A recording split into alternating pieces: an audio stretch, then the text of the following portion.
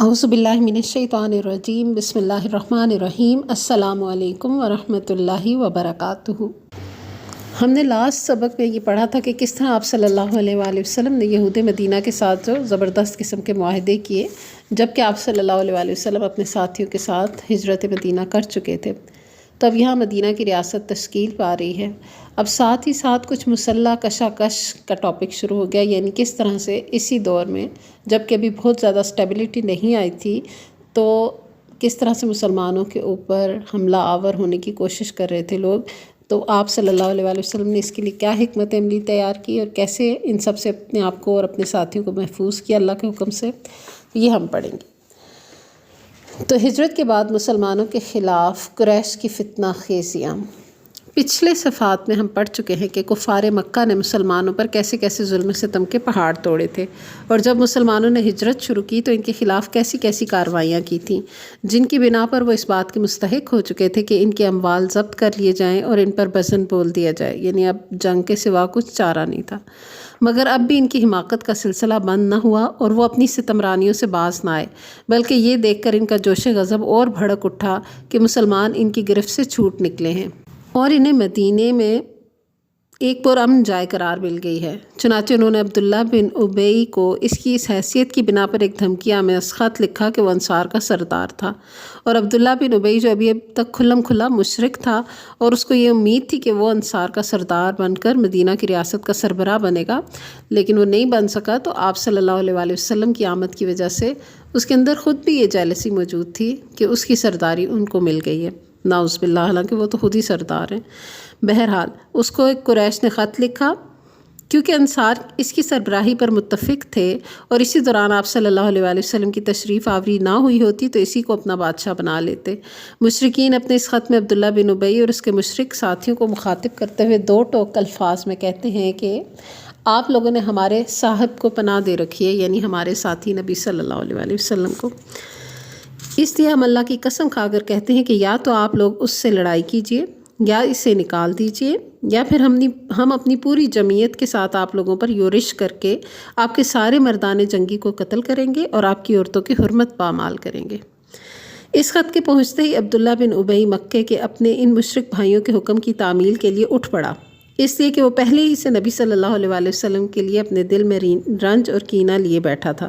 کیونکہ اس کے ذہن میں یہ بات بیٹھی ہوئی تھی کہ آپ صلی اللہ علیہ وآلہ وسلم ہی نے اس کی بادشاہت چھینی ہے۔ چنانچہ جب یہ خط عبداللہ بن ابی اور اس کے بت پرست رفقا کو موصول ہوا تو وہ رسول اللہ صلی اللہ علیہ وآلہ وسلم سے جنگ کے لیے جمع ہو گئے۔ جب نبی صلی اللہ علیہ وآلہ وسلم کو اس کی خبر ہوئی تو آپ ان کے پاس تشریف لے گئے اور فرمایا، قریش کی دھمکی تم لوگوں پر بہت ہی گہرا اثر کر گئی ہے۔ تم خود اپنے آپ کو جتنا نقصان پہنچا دینا چاہتے ہو، قریش اس سے زیادہ تم کو نقصان نہیں پہنچا سکتے تھے۔ تم اپنے بیٹوں اور بھائیوں سے خود ہی لڑنا چاہتے ہو۔ نبی صلی اللہ علیہ وآلہ وسلم کی یہ بات سن کر لوگ بکھر گئے، یعنی اس وقت جنگ نہیں ہو سکی۔ اس وقت تو عبداللہ بن ابی جنگ کے ارادے سے باز آ گیا، کیونکہ اس کے ساتھی ڈھیلے پڑ گئے تھے یا بات مان کر ان کی سمجھ میں آ گئی تھی، لیکن حقیقت میں قریش کے ساتھ اس کے روابط در پردہ قائم رہے، کیونکہ مسلمان اور مشرکین کے درمیان شر و فساد کا کوئی موقع وہ ہاتھ سے جانے نہ دینا چاہتا تھا۔ پھر اس نے اپنے ساتھ یہود کو بھی ساتھ رکھا تھا تاکہ اس معاملے میں ان سے بھی مدد حاصل کرے، لیکن یہ تو نبی اکرم صلی اللہ علیہ وآلہ وسلم کی حکمت تھی جو رہ رہ کر شر و فساد کی بھڑکنے والی آگ کو بجھا دیا کرتی تھی۔ اس کے بعد حضرت سعد بن معاذ رضی اللہ عنہ عمرہ کے لیے مکہ گئے اور امیہ بن خلف کے مہمان ہوئے۔ انہوں نے امیہ سے کہا کہ میرے لیے خلوت یعنی تنہائی کا کوئی وقت دیکھو، میں ذرا بیت اللہ کا طواف کروں۔ امیہ دوپہر کے وقت انہیں لے کر نکلا تو ابو جہل سے ملاقات ہو گئی۔ اس نے امیہ کو مخاطب کر کے کہا کہ ابو صفوان، تمہارے ساتھ یہ کون ہے؟ امیہ نے کہا یہ سعد ہیں۔ ابو جہل نے سعد کو مخاطب کر کے کہا، اچھا، میں دیکھ رہا ہوں کہ تم بڑے امن و اطمینان سے طواف کرتے ہو، حالانکہ تم لوگوں نے بے دینوں کو پناہ دے رکھی ہے، یعنی مسلمانوں کو، اور تم ان کی نصرت اور اعانت بھی کرنا چاہتے ہو۔ سنو، خدا کی قسم، اگر تم ابو صفوان کے ساتھ نہ ہوتے تو اپنے گھر سلامت پلٹ کر نہ جا سکتے تھے۔ اس پر حضرت سعد رضی اللہ عنہ نے بلند آواز میں کہا، سن، خدا کی قسم، اگر تو نے مجھ کو اس سے روکا تو میں تجھے ایسی چیز سے روک دوں گا جو تجھ پر اس سے بھی زیادہ گراں ہوگی، یعنی اہل مدینہ کے پاس سے گزرنے والا تیرا تجارتی راستہ۔ پھر قریش نے مسلمانوں کو کہلا بھیجا کہ تم مغرور نہ ہونا کہ مکہ سے صاف بچ کر نکل آئے ہو، ہم یثرب بھی پہنچ کر تمہارا ستیہ ناش کر دیتے ہیں۔ ایک دھمکی دی بڑی زبردست، اور یہ محض دھمکی نہ تھی بلکہ رسول اللہ صلی اللہ علیہ وآلہ وسلم کو اتنے موقع طریقے پر قریش کی چالوں اور برے ارادوں کا علم ہو گیا تھا کہ آپ یا تو رات جاگ کر گزارتے یا صحابہ کرام کے پہرے میں سوتے تھے۔ چنانچہ صحیح بخاری و مسلم میں حضرت عائشہ رضی اللہ عنہا سے مروی ہے کہ مدینہ آنے کے بعد ایک رات رسول اللہ صلی اللہ علیہ وآلہ وسلم جاگ رہے تھے کہ فرمایا، کاش آج رات میرے صحابہ میں سے کوئی صالح آدمی میرے یہاں پہرا دیتا۔ ابھی ہم اسی حالت میں تھے کہ ہمیں ہتھیار کی جھنکار سنائی پڑی۔ آپ صلی اللہ علیہ وآلہ وسلم نے فرمایا کہ کون ہے؟ جواب آیا، سعد بن ابی وقاص۔ فرمایا کیسے آنا ہوا؟ بولا میرے دل میں آپ کے متعلق خطرے کا اندیشہ ہوا تو میں آپ کے یہاں پہرا دینے آ گیا۔ اس پر رسول اللہ صلی اللہ علیہ وآلہ وسلم نے انہیں دعا دی، پھر سو گئے۔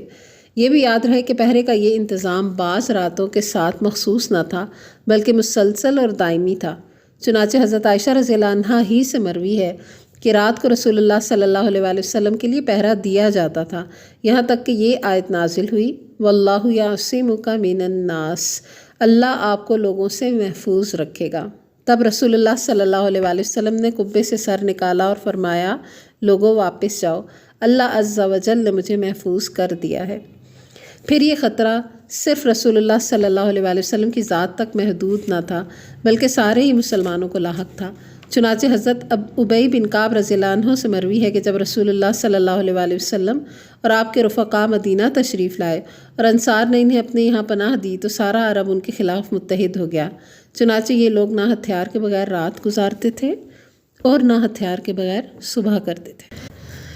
ان پرخطر حالات میں جو مدینہ میں مسلمانوں کے وجود کے لیے چیلنج بنے ہوئے تھے اور جن سے عیاں تھا کہ قریش کسی طرح ہوش کے ناخن لینے اور اپنے تمرد سے باز آنے کے لیے تیار نہیں، اللہ تعالیٰ نے مسلمانوں کو جنگ کی اجازت عطا فرما دی، لیکن اسے فرض نہیں کیا۔ اس موقع پر اللہ تعالیٰ کا جو ارشاد نازل ہوا وہ یہ ہے، اُذِنَ لِلَّذِينَ يُقَاتَلُونَ بِأَنَّهُمْ ظُلِمُوا وَإِنَّ اللَّهَ عَلَىٰ نَصْرِهِمْ لَقَدِيرٌ۔ جن لوگوں سے جنگ کی جا رہی ہے انہیں بھی جنگ کی اجازت دی گئی کیونکہ وہ مظلوم ہیں اور یقیناً اللہ ان کی مدد پر قادر ہے۔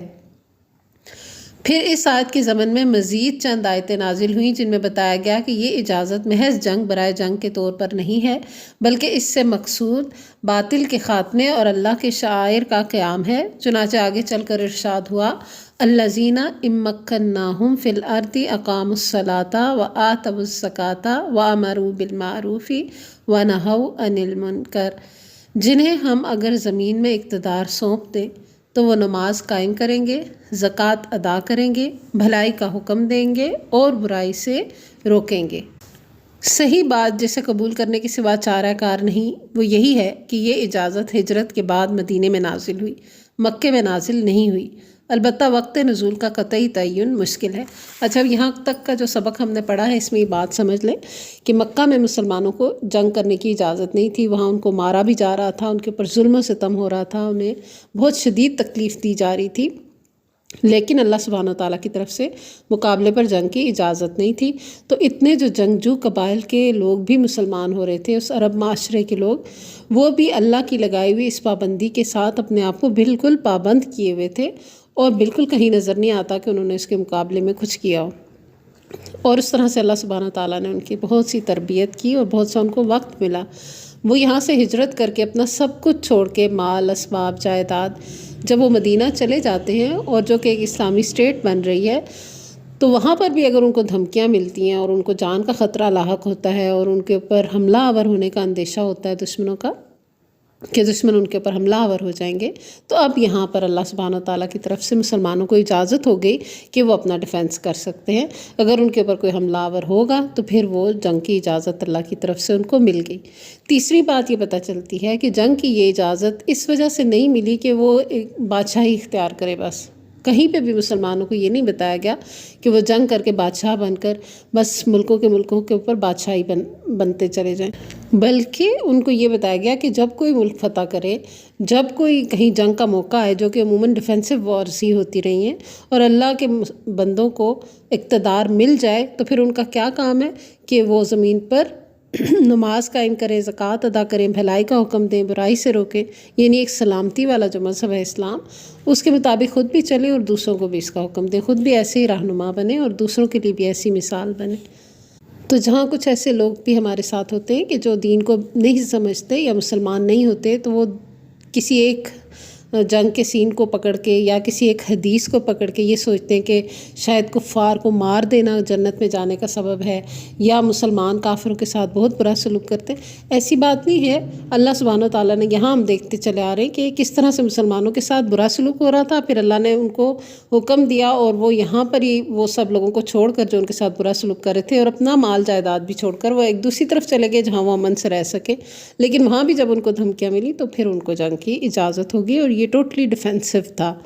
بہرحال جنگ کی اجازت تو نازل ہوگی، لیکن جن حالات میں نازل ہوئی وہ چونکہ محض قریش کی قوت کا نتیجہ تھے، اس لیے حکمت کا تقاضا یہ تھا کہ مسلمان اپنے تسلط کا دائرہ قریش کی اس تجارتی شاہراہ تک پھیلا دیں جو مکے سے شام تک آتی جاتی ہے۔ اسی لیے رسول اللہ صلی اللہ علیہ وآلہ وسلم نے تسلط کے اس پھیلاؤ کے لیے 2 منصوبے اختیار کیے۔ نمبر 1، جو قبائل اس شاہراہ کے ارد گرد یا اس شاہراہ سے مدینے تک کے درمیانی علاقے میں آباد تھے، ان کے ساتھ حلف یعنی دوستی اور تعاون اور جنگ نہ کرنے کا معاہدہ، اور دوسرا منصوبہ یہ تھا کہ اس شاہراہ پر گشتی دستے بھیجنا۔ پہلے منصوبے کے ضمن میں یہ واقعہ قابل ذکر ہے کہ پہلے ہم پڑھ چکے ہیں کہ یہود کے ساتھ کیے گئے معاہدے، جس کی تفصیل ہم نے دیکھی تھی پچھلے سبق میں۔ آپ صلی اللہ علیہ وآلہ وسلم نے عسکری مہم شروع کرنے سے پہلے اسی طرح کی دوستی اور تعاون اور عدم جنگ کا ایک معاہدہ قبیلہ جوہینہ کے ساتھ بھی کیا۔ ان کی آبادی مدینے سے صرف 3 مرحلے پر یعنی 45 یا 50 میل کے فاصلے پر واقع تھی۔ اس کے علاوہ طلائع گردی کے دوران بھی آپ صلی اللہ علیہ وآلہ وسلم نے متعدد معاہدے کیے جن کا ذکر ہم آئندہ پڑھیں گے۔ دوسرا منصوبہ سرایا اور غزوات سے تعلق رکھتا ہے، جس کی تفصیلات اپنی اپنی جگہ آتی رہیں گی۔ تب یہ سرایا اور غزوات کیا تھے، کب ہوئے، کیا کیا ہوتا رہا، اس کی ڈیٹیل ہم انشاءاللہ نیکسٹ سبق سے پڑھیں گے۔ تب تک کے لیے اجازت دیجیے۔ وآخر دعوانا ان الحمد للہ رب العالمین۔ سبحانک اللہم و بحمدک، نشہد ان لا الہ الا انت، نستغفرک و نتوب الیک۔ والسلام علیکم ورحمۃ اللہ وبرکاتہ۔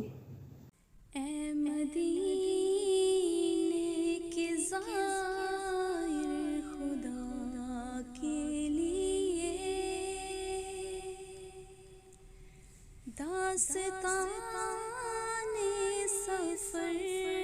مجھ کو یوں مت سنا، بات بڑھ جائے گی، دل تڑپ جائے گا، میرے محتاط آنسو چھلک جائے